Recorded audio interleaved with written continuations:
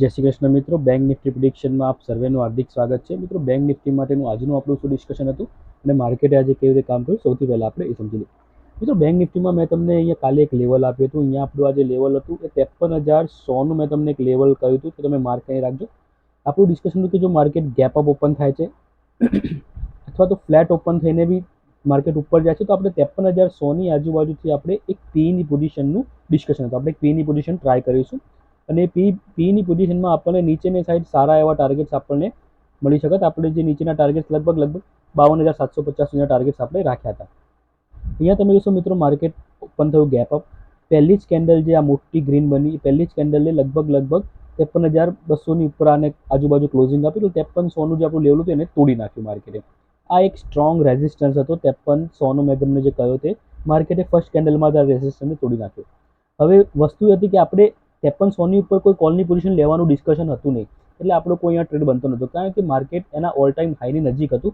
જે માર્કેટનો all time high હતો 53,357 હતો. માર્કેટે આજે હાઈ લગાવ્યો છે 53,353. એટલે ક્યાંક ને ક્યાંક માર્કેટ આજે એના ઓલ ટાઈમ હાઈથી માર્કેટ રિવર્સ થઈ ગયું, કારણ કે અહીંયા આપણું કેન્ડલ ક્લોઝિંગ થઈ અને અહીંયાથી ફક્ત ને ફક્ત 100-125 પોઈન્ટ દૂર હતું અને માર્કેટ તમે જોશો એક્ઝેક્ટ માર્કેટ એના ઓલ ટાઈમ હાઈથી ટચ થઈને market slowly and steadily bank Nifty તોય પોતાની જાતને હોલ્ડ રાખ્યો છે એક સાયકોલોજીકલ લેવલ ઉપર. 53,000ની લેવલની ઉપર માર્કેટ આજે ક્લોઝિંગ આપ્યું છે. તો બેંક નિફ્ટીમાં એક પોઝિટિવ સાઇન છે. બેંક નિફ્ટીનો ચાર્ટ વીક નથી, બેંક નિફ્ટીનો ચાર્ટ પોઝિટિવ છે. નિફ્ટી તમે જોશો કે કન્ટિન્યુઅસલી આજે સડનલી ડાઉનફોલ આપ્યું હતું 200-300 પોઈન્ટનો અને કન્સોલિડેટ બી નહીં કર્યું, જ્યારે બેંક નિફ્ટીએ પોતાની જાતને અહીંયા કન્સોલિડેટ કર્યું છે, અહીંયા પોતાની જાતને હોલ્ડ ઉપર રાખ્યું છે અને સારા એવા લેવલ ઉપર 53,000ની ઉપર માર્કેટે ક્લોઝિંગ આપ્યું છે. હવે આવતીકાલે આપણે બેંક નિફ્ટીમાં કેવી રીતે કામ કરી શકીએ અને આપણે કેવી રીતે બેંક નિફ્ટીમાં થોટ પ્રોસેસ રાખવી જોઈએ એ સમજી લઈએ. જેમ કે આજનું ક્લોઝિંગ માર્કેટનું 53,000ની લેવલની ઉપર છે, એટલે એક આપણા માટે પોઝિટિવ સાઇન છે. પહેલી વસ્તુ એ થઈ ગઈ.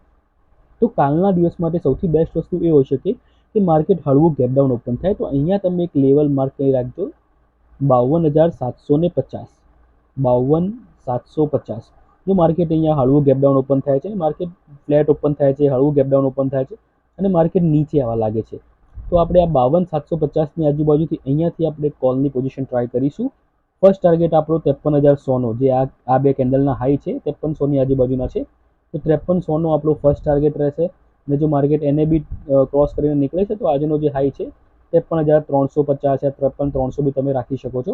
આ ફર્સ્ટ અને સેકન્ડ ટાર્ગેટ્સ આપણને મળી શકે છે. આ સૌથી મારા માટે સૌથી બેસ્ટ ટ્રેડ છે. માર્કેટ ફ્લેટ ઓપન થાય, હળવું ગેપડાઉન ઓપન થાય અને 52,750થી માર્કેટ રિવર્સલ લે. અહીંયા આપણે કેવી રીતે જોઈશું, અહીંયા આંખ બંધ કરીને ટ્રેડ નથી લેવાનો. અહીંયા જોવાનું છે કે 52,750ની આજુબાજુ માર્કેટ એક પ્રાઇસ એક્શન બનાવે છે, આવી રીતના એક ડબલ્યુ બનાવીને ઉપર આવે છે અથવા તો એક અહીંયા મોર્નિંગ સ્ટાર પેટર્ન બનાવીને ઉપર આવે છે. તો આવી રીતના એક પેટર્ન જોઈને પછી આપણે ટ્રેડ લેવાનો છે અને અહીંયા તમે ટ્રેડ લેતા હો તો અહીંયાથી 40 થી 50 પોઈન્ટનો ઇન્ડેક્સમાં એસએલ મૂકીને ટ્રેડ લેવાનો છે.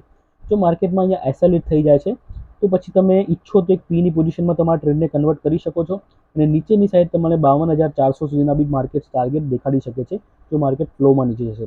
તો આ કાલે માર્કેટમાં જો 52,750નું એક ક્રુશિયલ લેવલ છે, જો એ તૂટી જશે તો અહીંયા 52,400, 52,200 સુધીના બી નીચે આપણને ટાર્ગેટ્સ જોવા મળી શકે છે. આ વસ્તુ ફ્લેટ અને ગેપડાઉન ઓપન થઈ ગઈ. જો માર્કેટ અહીંયા ફ્લેટ ઓપન થઈને માર્કેટ ઉપર જવા લાગે છે તો ઉપરની સાઈડમાં રેઝિસ્ટન્સ બહુ છે. પહેલો જ રેઝિસ્ટન્સ 53,100નો, પછી સેકન્ડ રેઝિસ્ટન્સ આ કેન્ડલનો છે, થર્ડ રેઝિસ્ટન્સ ઉપર રેઝિસ્ટન્સ છે. તો માર્કેટ ક્યાંથી રિવર્સ થશે અથવા તો રિઝલ્ટ તેને પોતાની જાતે ક્યાં હોલ્ડ ઉપર મૂકી દેશે તો આપણને ખબર નહીં પડે. જેમ અહીંયા માર્કેટ તમે જો એકદમ કન્સોલિડેશન પાર્ટ છે, તો અહીંયા બી કન્સોલિડેશન કરી શકે છે, અહીંયા બી કન્સોલિડેશન કરી શકે છે. માર્કેટ ક્યાં કરશે નો બડીઝ નો. તો ઉપરની સાઈડ માર્કેટ નીકળશે તો આપણા માટે બકવાસ માર્કેટ રહેશે, તો કંઈ ખાસ થશે નહીં. કાં તો આપણા માટે માર્કેટ બે વસ્તુ છે, હળવું ગેપડાઉન ઓપન થાય, સ્મોલ ગેપડાઉન, અથવા તો ફ્લેટ ઓપન થઈને માર્કેટ નીચે આવવા લાગે, આ એક વસ્તુ થઈ ગઈ. અથવા તો માર્કેટ મોટું ગેપઅપ ઓપન થાય અને ગેપઅપ 53,360ની ઉપર ગેપઅપ ઓપન થાય અને ગેપઅપમાં 15 મિનિટની એક કેન્ડલ 53,360ની ઉપર ક્લોઝિંગ આપે તો આપણા માટે સૌથી બેસ્ટ માર્કેટ રહે. તો ઉપરની સાઈડના આપણને 53,750 સુધીના બી લેવલ માર્કેટ દેખાડી શકે છે. 53,750, 53,900 સુધીનું બી માર્કેટ આપણને જોવા મળી શકે છે. પણ આ એક પ્રોબેબિલિટી છે. અહીંયા મોટું ગેપઅપ ઓપન થાય અને માર્કેટ 15 મિનિટ સસ્ટેન થાય આ લેવલની ઉપર, તો એ ચાન્સીસ છે જે ખૂબ ઓછા થોડા મને લાગી રહ્યા છે. તો આપણે બધી પ્રોબેબિલિટી ડિસ્કસ કરી લીધી છે મિત્રો.